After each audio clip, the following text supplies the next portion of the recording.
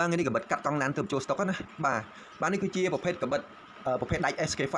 និយាយទៅប្រភេទដៃនេះគឺជំនាញរបស់វាគឺសម្រាប់កាត់កង់ឡានតែម្ដងបាទមុតខ្លាំងមិនងាយរើទេហើយចំពោះបងប្អូនដែលចង់កាត់កង់ឡានណាប្រើដៃផ្សេងបានប៉ុន្តែដៃផ្សេងអត់ធន់ដូចអាប្រភេទដៃ SK5 នេះណាប្រភេទនេះគឺជំនាញរបស់វាគឺកាត់កង់ឡានតែម្ដងបាទ